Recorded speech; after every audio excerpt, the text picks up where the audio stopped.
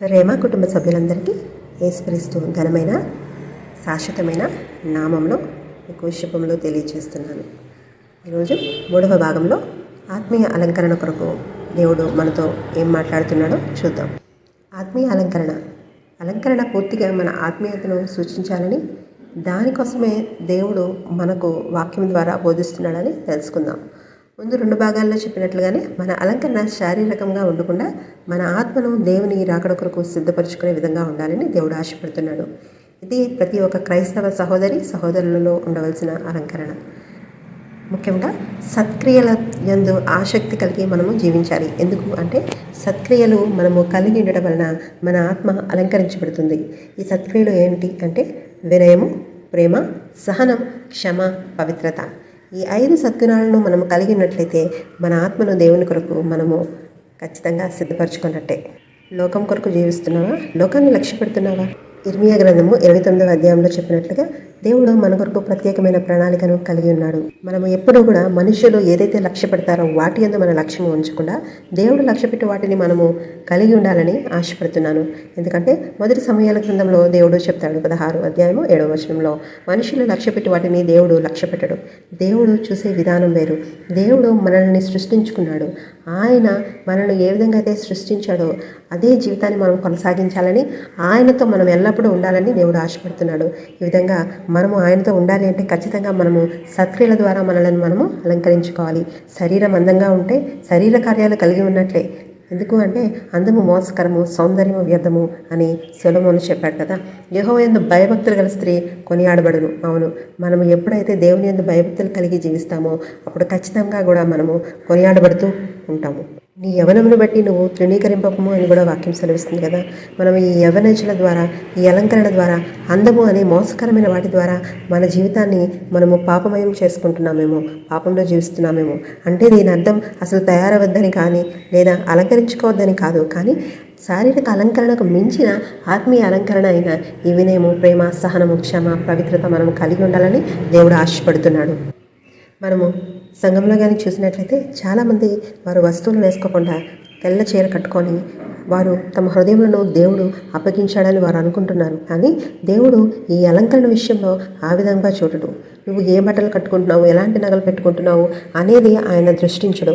నీ హృదయం ఎంత పవిత్రంగా ఉన్నది, నువ్వు ఎటువంటి ప్రేమను కలిగి ఉన్నావు, సంఘంతో ఎంత ప్రేమగా నడుస్తున్నావు, సహనాన్ని కలిగి ఉన్నావా, ప్రతి ఒక్కరిని క్షమించగలుగుతున్నావా, పరిశుద్ధంగా నువ్వు జీవిస్తూ నీ రక్షణను కొనసాగిస్తున్నావా, నీ వినయము, విధేయత అనేకులకు మాదిరిగా ఉందా అనేది మాత్రమే దేవుడు చూస్తున్నాడు.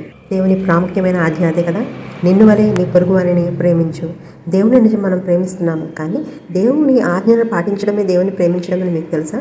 ఎప్పుడైతే దేవుడు ఆ ప్రాముఖ్యమైన ఆజ్ఞను మనకు దయచేశాడో ఆ ఆజ్ఞను మనము కొనసాగలేకపోతున్నాము ఖచ్చితంగా. ఎందుకంటే మనల్ని మనం ప్రేమించుకున్నంతగా పక్క వాళ్ళని ప్రేమించడం అనేది చాలా అసాధ్యమైన పని.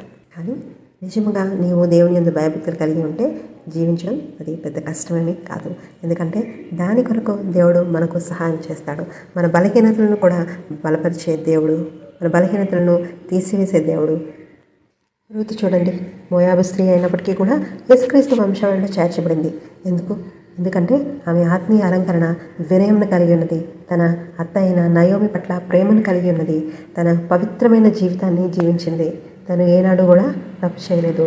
తన అత్త నయోమి దేవుణ్ణే తన దేవుడిగా అంగీకరించి రక్షణ పొందింది. ఆ కార్యములను బట్టి, ఆ అలంకరణను బట్టి, ఆ సత్క్రియలను బట్టి రూతు క్రీస్తు వంశావళిలో చేర్చబడింది. ఎస్తేరుని చూడండి, తను రాణి అయినప్పటికీ కూడా బానిసగా వచ్చిన, అలాగే తన యూదులను మర్చిపోకుండా వారి కొరకు జీవించింది. తను రాణి అయిన తర్వాత ఎక్కడా కూడా గర్వం కలిగి ఉండలేదు. తన ప్రజలను మర్చిపోలేదు. అలంకరణ పట్ల శ్రద్ధ చూపించలేదు. తను ఏ విధంగా అయితే జీవించిందో రాణి అయిన తర్వాత కూడా అదే జీవితాన్ని జీవించింది.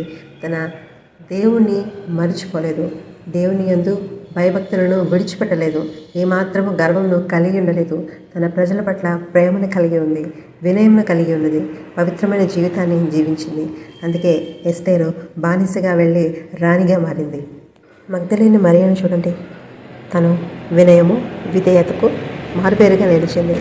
ఎప్పుడు కూడా దేవుని బోధలందు ఆసక్తి కలిగినదే, దేవుని వాక్యంలో నడవడం ప్రారంభించింది.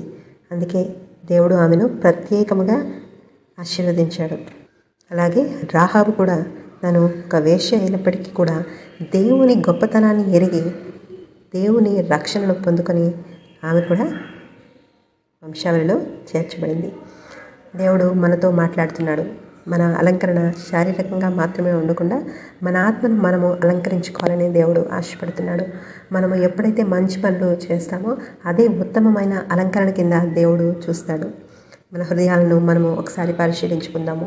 ఈ లోకంలో ఎంత గొప్ప సమయాన్ని మనం విడిచిపెట్టి కేవలము అలంకరణ కోసం చాలా సమయాన్ని వెచ్చిస్తూ తమ ధనాన్ని వెచ్చిస్తున్న అనేకులను చూసినప్పుడు అనుకుంటూ ఉంటాను, నిజంగా ఈ అందాని కోసం ఎంత వీళ్ళు సమయాన్ని వెచ్చిస్తున్నారే, అదే దేవుని కొరకు ఈ సమయాన్ని కానీ వారు గడిపినట్లయితే వారు ఎంత ఆశీర్వాదకరమైన ధన్యులుగా వారు మారుతారో.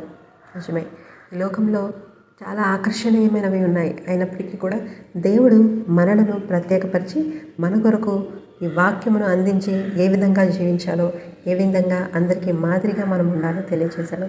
అందుకు నిజంగా మనము ధన్యులమే. దేవుడు కలిగిన జనులు ధన్యులన్న రీతిగా మనము ధన్యకరమైన జీవితాన్ని జీవించడానికి యేసుక్రీస్తు కృప మన అందరికీ తోడై ఉండును గాక.